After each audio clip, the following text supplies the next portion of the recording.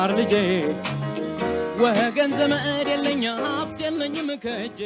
ተማሪዎች እንደምንሰነበታችሁ። ይህ ከዋሸራ አካዳሚ የሚተላለፍ የ11ኛ ክፍል የስነ ህይወት ትምህርት ፕሮግራም ስርጭት ነው። ባለፈው ፕሮግራማችን ሌሰን 20 እና 21ን አይተናል። ሌሰን 20 እና 21 ላይ ያየ ነው በተለይ የነን ሜንዲሊያን ኢንሄሪታንስን በተመለከተ ነው። እንግዲህ ነን ሜንዲሊያን ኢንሄሪታንስ ምን ማለት እንደሆነ አይተናል። ከዛም በተጨማሪ ስለ መልቲፕል አሌልስ፣ ስለ ብለድ ግሩፖች እንዴት ብለድ ግሩፖች በሶስት አይነት ጂኖታይፖች ኤ ኦ እና ቢ የሚወሰኑ እንደሆኑ እና እነኚህም 6 አይነት የብለድ ግሩፖች ኤ ሆሞዛይጎስ ኤ፣ ሄትሮዛይጎስ ኤ፣ ሆሞዛይጎስ ቢ፣ ሄትሮዛይጎስ ቢ፣ ብለድ ግሩፕ ኦ እና ብለድ ግሩፕ ኤቢ እንዴት ፎርምድ እንደሆኑ አይተናል። ወይንም እንዴት ኢንሄሪትድ እንደሚሆኑ ነው ያየ ነው።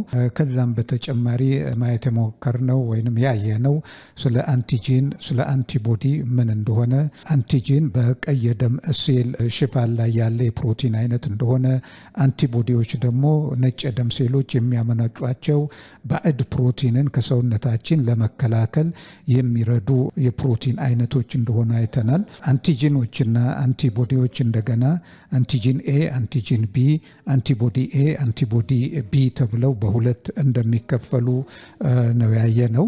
ከዛም በተጨማሪ እንግዲህ ስለ ብለድ ትራንስፊውዥን አይተናል። ከዛ ቀደም ሲል ደግሞ ስለ አርኤች ፋክተር አይተናል። ሬሄሰስ ፋክተር አርኤች ፖዚቲቭ እና አርኤች ኔጋቲቭ፣ ይሄ በጋብቻ ጊዜ ወይንም ጽንስ በሚጸነስበት ጊዜ ምን አይነት ተጽዕኖ እንዳለው በአርኤች ፖዚቲቭ እና በአርኤች ኔጋቲቭ መካከል ያለውን ግንኙነት በዝርዝር ነው ያየ ነው። እነኛን አይተናል። በዛሬው ሌሰናችን የምናየው ዩኒት 4 ሌሰን 22 ሴክስ ሊንክድ ኢንሄሪታንስ ኢን ሂውመን ይሆናል። እንግዲህ ሴክስ ሊንክድ ኢንሄሪታንስ ኢን ሂውመን ስንል በሃየር ማማሎቹ ውስጥ ዳይፕሎይድ ክሮሞዞምስ እንዳሉና ለምሳሌ በሂውመን ቢንግ ወይንም በሰው 23 ጥንድ ክሮሞዞሞች እንዳሉ ወይንም 46 ክሮሞዞሞች በጥንድ ስናያቸው 23፣ ከነኚህ 23 ጥንዶች ውስጥ 22ቱ ቦዲ ክሮሞዞምስ ሲሆኑ አንዱ ሴክስ ክሮሞዞም ነው፣ አንዱ ፔር ማለት ነው። ከዚህ ከሴክስ ክሮሞዞም ጋር የተያያዙ የተለያዩ ዘረመልህ የሚወረሱ ፋክተሮች አሉ። እነኛን የምናይ ይሆናል ማለት ነው። እንግዲህ በቀጥታ ወደዛ እንገባለን። ሌሰን 22 ሴክስ ሊንክድ ኢንሄሪታንስ ኢን ሂውመን ነው የሚለው። ሴክስ ኢን ሂውመን ኢዝ ዲተርሚንድ ባይ 2 ሴክስ ክሮሞዞምስ። እንግዲህ የሰው በአብዛኛቹ ሃየር ኦርጋኒዝሞች ጾታቸው የሚወሰነው በሴክስ ክሮሞዞሞች ነው። እዚህ ጋር እንግዲህ ሰው ጋር በምትመጡበት ጊዜ ፊሜልስ ሃቭ 2 ኮፒስ ኦፍ ኤክስ chromosomes XX, males have 1 copy of X chromosome and 1 copy of Y chromosome XY. እዚህ ጋር ምንድነው በሴቶች በጽንስ ጊዜ የኤክስን ኮፒ ኤክስን ከወረሱ አንድ ጽንስ ሴት ነው ልጅ ናት የምትሆነው። ሴት ልጅ ሆኖ ዴቨሎፕ ያደርጋል ጽንሱ። በሌላ መልኩ ደግሞ የኤክስን አንድ ኮፒ እና የዋይን አንድ ኮፒ የያዘና XY የሆነ ዛይጎት በሚዳብርና በሚያድግበት ጊዜ የወንድ ጾታን ይዞ ያድጋል ማለት ነው። እንግዲህ የወንድ ነት በኤክስዋይ ክሮሞዞሞች የሚወሰን ሲሆን የሴቶች ደግሞ በኤክስኤክስ ክሮሞዞም ነው ማለት ነው። ሜልስ ሃቭ ኦንሊ 1 ኤክስ ክሮሞዞም. Genes that are on this chromosome are expressed because there is no similar gene on the corresponding Y chromosome that masks them. እንግዲህ ወንድ ልጅ ኤክስ ክሮሞዞም አንድ ነው ያለው።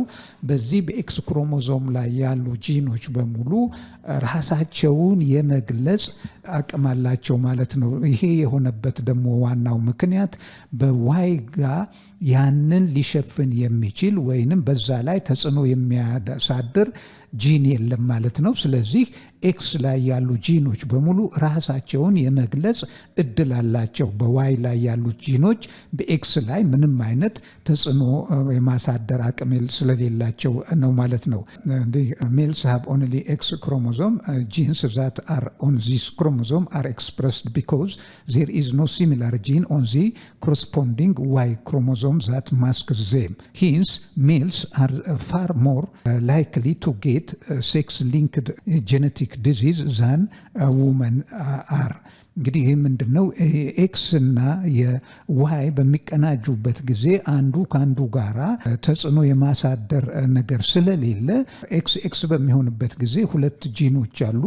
አንዱ ጤናኛማ ጂን ወይም አንዱ ዶሚናንት አንዱ ሪሰሲቭ ሊሆን ይችላል። ዶሚናንት በሚኖርበት ጊዜ ሪሰሲቭ ራሱን መግለጽ አይችልም። ኤክስ እና ዋይ ጋር በምትመጡበት ጊዜ ግን ያ ስለሌለ ኤክስ ላይ ያሉ ፋክተሮች በሙሉ ጂኖች በሙሉ ራሳቸውን የመግለጽ እድል ስላላቸው ወንዶች ለሴክስ ሊንክድ ሁኔታዎች ወይንም ጄኔቲክ ዲዚዞችም ህመሞችም ሊሆኑ ይችላሉ። ይሄ በዘር የሚተላለፉ በሽታዎች ወንዶች ከሴቶች የበለጠ ተጋላጮች ናቸው ማለት ነው። Males also have their own special Y chromosome that women do not possess. እንግዲህ ወንዶች ደግሞ የራሳቸው የሆነ ዋይ ክሮሞዞም ላይ ያለ የራሳቸው ስፔሻል የሆነ ፋክተሮች ወይም የትሬት አይነቶች አላቸው። ይሄ በሴቶች ላይ የማይገኝ ነው። Hence any gene on the X chromosome male will be expressed regardless of whether it is dominant or recessive. እንግዲህ ኤክስ ክሮሞዞም ላይ ያለ እኛ እንግዲህ ከእናቶቻችን የምንወርሰው በቀጥታ ራሳቸውን የመግለጽ አቅም አላቸው ማለት ነው። ምክንያቱም ዋይ ላይ በዛ ላይ ተጽዕኖ የሚያሳድሩ ጂኖች ስለሌሉ ማለት ነው። ሪሰሲቭም ይሁን ፋክተሩ ወይንም ዶሚናንት ይሁን ራሱን ይገልጻል። ምክንያቱም ሪሰሲቭም ቢሆን ያንን ተጽዕኖ የሚያሳድርበት ዋይ ላይ ያለ ዶሚናንት ጂን ስለሌለ ሪሰሲቭም ይሁን ዶሚናንቱ ራሱን የመግለጽ እድል አለው ማለት ነው። በወንዶች ላይ ኤክስ ላይ ያለችው ትሬት ወይንም ፋክተር። ሂሞፊሊያ ኢዝ አን ኤግዛምፕል ኦፍ አ ሴክስ ሊንክድ ጄኔቲክ ዲዚዝ ኢን ሂውመን። እንግዲህ ሂሞፊሊያ የምንለው ከሴክስ ሊንክድ የሆነ የህመም አይነት ነው። ሂሞፊሊያ ታውቃላችሁ። አንድ ሰው ሂሞፊሊክ ነው በምንልበት ጊዜ የዛ ችግር ያለበት ሰው ትንሽ ማይነር የሆነ ኢንጁሪ በሚቆርጠው ጊዜ ወይንም በመቁሰል በሚኖርበት ጊዜ ደሙ መፍሰስ አያቆምም፣ በደሙ ክሎት አያደርግም ማለት ነው። ይሄ እንግዲህ ለክሎቲንግ የሚካሄዱ ባዮኬሚካል ሪአክሽኖች አሉ። ሂሞፊሊክ የሆነ ሰው ግን እነኛ ኬሚካል ሪአክሽኖች ተካሂደው ብለድ ክሎቲንግ እንዲካሄድ የሚያስችለው ሁኔታ ስለሌለው አንዲት በቀላል የሆነ ቁስለት ብዙ ደም ሊፈሰው ይችላል። የሕክምና እርዳታ ይፈልጋል። ካላገኘ ለሞትም ሊጋለጥ ይችላል ማለት ነው። ስለዚህ እንዲህ ምንድነው ይሄ ሂሞፊሊያ ሴክስ ሊንክድ ነው። This gene is carried on the X chromosome and can only be passed on to males through their mother. እንግዲህ ይሄ ለሂሞፊሊያ የዘር በሚተላለፍ ህመም መንስኤ የሆነው ጂን የሚገኘው ኤክስ ክሮሞዞም ላይ ነው። ይሄን ኤክስ ክሮሞዞም ደግሞ ወንድ ልጆች ከእናቶቻቸው ነው የሚወርሱት ማለት ነው። ኤክስ ክሮሞዞሞችን ይወርሳሉ። ያንን ከወረሱ ደግሞ ኤክስ እና ዋይ በሚገናኝበት ጊዜ ኤክስ ላይ ያለውን ጫና የሚያሳድር ዋይ ላይ ስለሌለ ያ ሂሞፊሊያ በቀላሉ ወንዶች ላይ ሊከሰት ይችላል። ሴቶች ግን ኤክስ ከሆነ አንዱ ኖርማል አንዱ እንትን ከሆነ ኖርማሉ ተጽዕኖ ስለሚያደርግ ህመሙ አይከሰትም ማለት ነው። ክሮስ ኤንድ ኦፍስፕሪንግ ኦፍ ሴክስ ሊንክድ ትሬት ሂሞፊሊያ ካን ቢ ሾውን ስሩ ፒዩኔት ስኩዌር as the following. እንግዲህ ክሮስ ኤንድ ኦፍስፕሪንግስ ኦፍ ሴክስ ሊንክድ ትሬትስ or ሂሞፊሊያ ካን ቢ ሾውን ስሩ ፒዩኔት ስኩዌር as the following. እንግዲህ ይሄ የሴክስ ሊንክድ ክሮሞዞም ወይንም ሴክስ ሊንክድ ትሬት እንዴት እንደሚተላለፍ ፒዩኔት ስኩዌርን በመጠቀም ማሳየት ይቻላል ማለት ነው። እሺ እዚህ ጋር እንደምታዩት ማዘር ኬሪየር ኦፍ ሴክስ ሊንክድ ትሬት ኤንድ ኖርማል ፋዘር። እንግዲህ እዚህ ሁለት ካፕሎች ወይንም ባልና ሚስቶች አሉ እንበል። እናት ለኬሪየር ናት ወይንም ሴክስ ሊንክድ ትሬት ያላት እናት ሂሞፊሊክ ትሬት። እንደገና አባት ግን ኖርማል ነው። እንግዲህ በሪፕሮዳክሽን ጊዜ ኬሪየር ማዘር፣ ኖርማል ፋዘር ልብ አድርጉ። ኬሪየር ማዘር ስንል ጂኖታይፑ ኤክስኤች ካፒታል ኤቹ ኖርማሉን ነው የሚያሳየው። ስሞል ኤቿ ደግሞ ኬሪየር መሆኗን ለሂሞፊሊክ መንስኤ የሆነችዋን ትሬት ነው የምታሳየው። ልብ አድርጉ። እናት ኬሪየር ናት ብለናል። አባት ኖርማል ነው። አባት ኖርማል የሚሆነው ኤክስ ክሮሞዞም ኖርማል ስትሆን ነው። ኤክስኤች ካፒታል ኤች ኖርማልን ነው የሚያሳየው። እዚህ ዋይ ነው። እንግዲህ ጋሜት እዚህ ጋ ጋሜት ምንድን ነው? ይሄ ኤክስኤች እና ኤክስ እቺ ስሞል ሌተርዋ ኬሪየር የትሬቱን የያዘች ነው። ይሄ ኖርማል ጂኖታይፕ ነው። እዚህ ጋ ኖርማል ነው፣ እዚህ ጋ ዋይ ነው። እንግዲህ ጋሜት ካገኛችሁ ፖሲብል ጋሜት ዩኒየን ፒዩኒት ስኩዌራችሁን በዚህ መልክ ታስቀምጡና በዚህ በኩል የእናት ኦቨም ወይንም እንቁላሎች ናቸው እንበል። ኤክስኤች ኤክስ ስሞል ኤች ካፒታል ኤች ነው። እዚህ ደግሞ የወንዴው ዘር ነው ኤክስ ኤች እና ዋይ ነው። እንግዲህ እነኚህ ጋሜቶችን ነው የሚያሳየው። ይሄ ሴቴ ጋሜት፣ ይሄ ወንዴ ጋሜትን ያሳያል። ፖሲብል ጋሜት ዩኒየን እንግዲህ ጋሜቶች ደግሞ ፈርቲላይዜሽን በሚካሄድበት ጊዜ ኤክስ ኤች እዚህ ይሄንን ይሰጠናል። እቺ እንደገና ከዚህ ጋራ ይሄንን ይሰጠናል። እቺ ከዚህ ጋራ ስትገናኝ ኤክስኤች እዚህ ጋር እቺን ትሰጣለች። ይሄቺ እንደገና ከዚህ ስትገናኝ ኤክስኤች እና ዋይን ይሰጠናል። እንግዲህ እዚህ ጋር የምታዩት ነገር አለ። እዚህ ጋር ኖርማል ኤክስ ትሬት ነው ያለው ካፒታል ኤች ይሄ ንጹህ ሆሞዛይጎስ ኖርማል ነው። እዚህ ጋር የወንዱ ኤክስኤች ኖርማል እና ይሄም ኖርማል ነው። እዚህ ጋር ኤክስኤች አለች። እዚህ ደግሞ ስሞል ሌተር ናት። እቺ ኬሪየር ናት። ይሄ ደግሞ ኤክስኤች እና ዋይ ነው። አሁን እዚህ ጋር ፊኖታይፑን በምናይበት ጊዜ እነኚህ ባልና ሚስቶች 2 ልጆች ቢወልዱ 4 ልጆች ቢወልዱ ከአራቱ 3ቱ ኖርማሎች ናቸው፣ ሂሞፊሊክ አይደሉም። አንዱ ግን እዚህ ጋር ታያላችሁ በቀይ እንትን ያለው ኤክስ ስሞል ኤች እና ዋይ ይሄ ሂሞፊሊክ ነው የሚሆነው ማለት ነው። ለዚህ ለሂሞፊሊያ ላለው የሄሬዲተሪ ዲዚዝ ተጋላጭነት ያለው ልጅ ሲሆን ሌሎቹ ይሄ ኖርማል ነው፣ ይሄም ኖርማል ነው። እቺ ደግሞ ኬሪየር ናት፣ ሴት ሆና እቺም ሴት ናት፣ እቺ ሴት ናት። እነኚህ 2 ወንዶች ናቸው። ከሁለቱ ወንዶች አንዱ ለህመሙ የተጋለጠ ሲሆን ከሁለቱ ሴቶች ደግሞ አንዷ ኬሪየር ስትሆን አንዷ ኖርማል ናት። ፊኖታይፕ 3 ኖርማል ኤንድ 1 ሂሞፊሊክ። እንግዲህ 3ቱ በሽታው አይታይባቸውም፣ አንዱ ግን ይታይበታል፣ ወንዱ ነው። ያ ጂኖታይፑ ጋር በምትመጡበት ጊዜ ኤክስኤች ስንት አለ? ቦክሳችሁ ውስጥ ነው የምታዩት፣ አንድ ብቻ ይሄ ነው ያለው። ኤክስኤች እና ኤክስኤች ካፒታሉና ስሞል ደግሞ ስንት አለ? ቦክሳችሁ ውስጥ እዚህ ጋር አንድ አለ። እንደገና ኤክስኤች እዚህ ጋር አንድ፣ እዚህ ጋር አንድ፣ እዚህም አንድ ነው ያለው። ካፒታል ኤች እና ስሞል ኤች ያለው አንድ ነው፣ እዚህም አንድ ነው፣ እዚህም አንድ ነው ያለው ማለት ነው። እንግዲህ ከየአይነቱ ጂኖታይፓቸው ይሄ አንድ ነው። እዚህ ጋር 2 የተባለው በስህተት ነው። የዚህን አይነት 2 የለም። ኤክስኤች አንድ ብቻ ናት፣ እቺ ብቻ ናት። ኬሪየሯ አንድ ናት፣ እቺ አንድ ትሆናለች ማለት ነው። እና ይህንን ነው የሚያሳየው። እንግዲህ እንደዚህ ያሉ ህመም አይነቶች ለምሳሌ አልቤኒዝምም በዚህ መልኩ ነው የሚተላለፍ። አልቤኒዝም ታውቃላችሁ፣ ይሄ የለምጥ በሽታ እንደዚሁ ሄሬዲተሪ ዲዚዝ ነው። እኛ እንደ ሌላ በሽታ ነው የምንቆጥረው፣ ግን ከዘር ወደ ዘር በዚህ መልኩ የሚተላለፍ አይነት ህመም ነው። እንግዲህ ከፒዩኒት ስኩዌራችሁ ላይ እንዳያችሁት አዚሰን from a carrier mother gets the disease because a son from a carrier mother gets the disease because there is no corresponding X chromosome on Y that masks it. እንግዲህ ወንዱ ልጅ ለበሽታው የተጋለጠበት ምክንያት ምንድነው? Y ክሮሞዞም ላይ ኤክስ ላይ ያለውን ጂን ላይ ጫና የሚያደርግ ጂን ስለሌለ ነው ማለት ነው። ሴት ዋጋ ግን ኤክስ ላይ ኖርማል ኤክስ እና ኬሪየር ኤክስ ቢገናኙ ኖርማሉ ስለሚሆን ዶሚኔት የሚያደርገው የህመሙ ምልክት አይታይም ማለት ነው። እንግዲህ ይሄ በዚህ መልኩ አንድ ኤግዛምፕል ሴክስ ሊንክድ ሄሬዲተሪ ዲዚዝ አይተናል። በመቀጠል ደግሞ የምናየው ኢንቫይሮንመንታል ኢፌክት ኦን ፊኖታይፕ የሚለውን ይሆናል ማለት ነው። እንግዲህ ኢንቫይሮንመንታል ኮንዲሽንስ ካን ቫሪ ፍሮም hottest to the coldest area, watery to dry area, and areas with ample food to those with a scarcity of food። እንግዲህ ኢንቫይሮንመንትን በምናይበት ጊዜ የተለያዩ ኢንቫይሮንመንታል ፋክተሮች አሉ። በእነኚህ በተለያዩ ኢንቫይሮንመንቶች ውስጥ ኦርጋኒዝሞች የሚገጥሟቸው የተለያዩ ቻሌንጆች አሉ፣ አስቸጋሪ ተፈጥሮ ክስተቶች አሉ።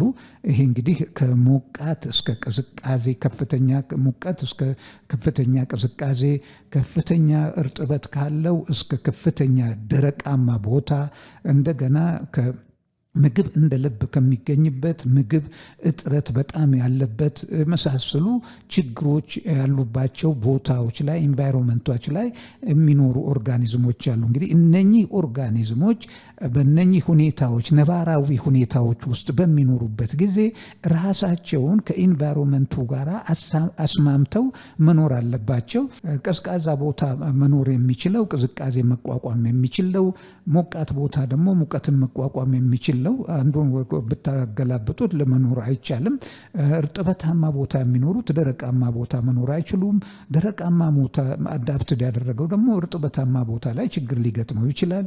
እንደዚሁም ምግብ የተትረፈረፈበት ቦታ የሚኖርና ምግብ እጥረት ያለበት ቦታ የሚኖሩ ኦርጋኒዝሞች ለመኖር የሚያደርጉት ትግል ስትረግል ፎር ኤግዚስተንስ የተለያየ ነው። እንግዲህ ይሄ ልዩነት ከመኖሩም በተጨማሪ ኢንቫይሮንመንት በፊኖታይፕ ላይ ኢምፓክት አለው። ያንን የኢንቫይሮንመንት በፊኖታይፕ ላይ ያለውን ኢምፓክት እናያለን ማለት ነው።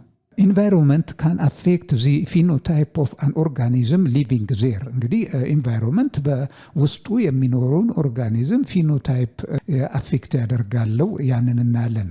ፊኖኮፒ ኢዝ an environmental induced phenotype of an individual which is identical to the phenotype of another individual determined by genotype። ይሄ እንግዲህ ምንድነው ፊኖኮፒ የሚለው ተርም ምን ነው የሚነግረን?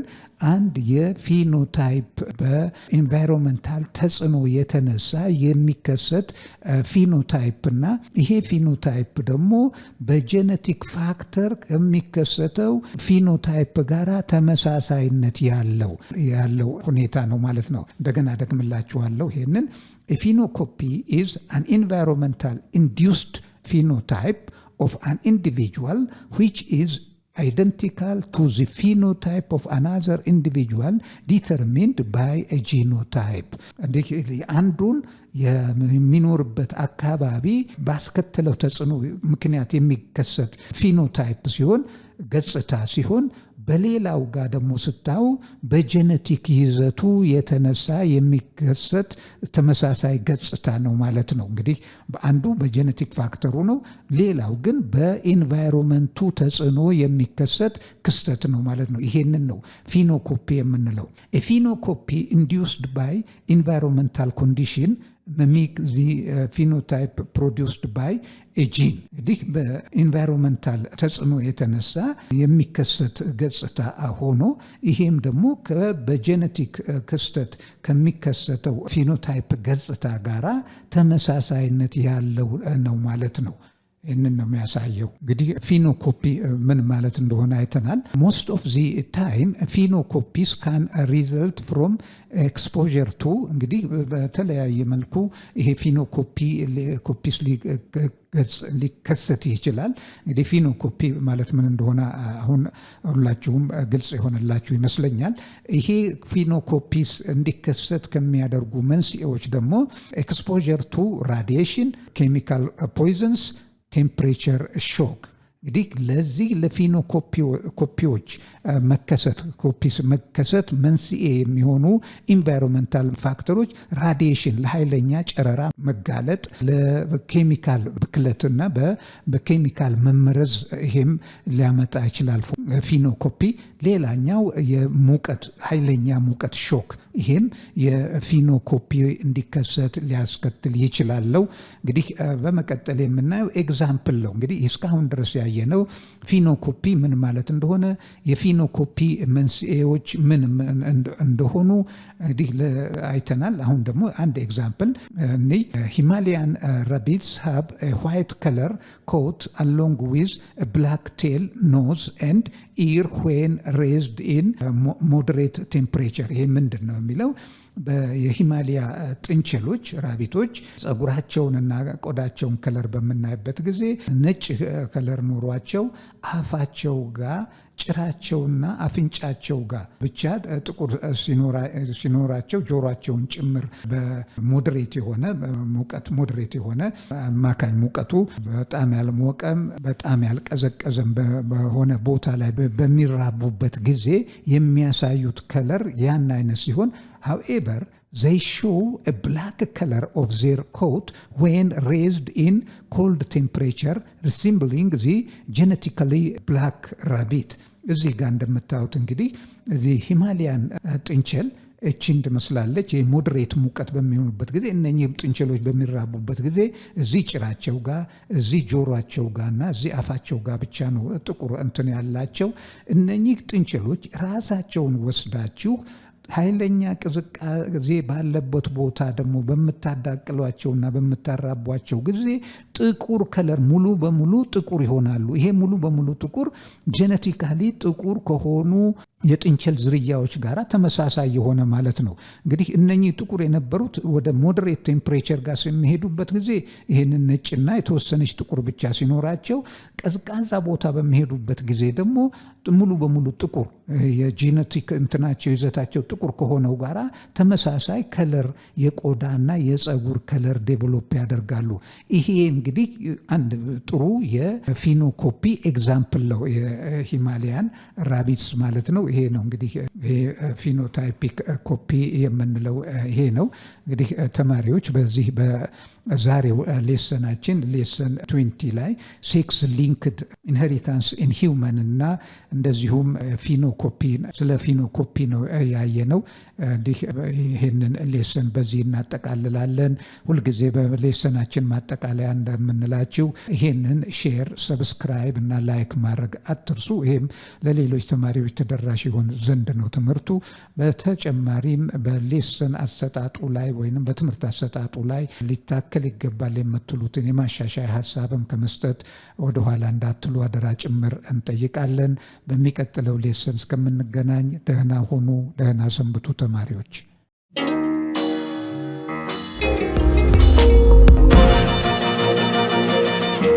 ፀሐይ ነው ላልተማረ ሰው ግን ቀኖች ጨለማ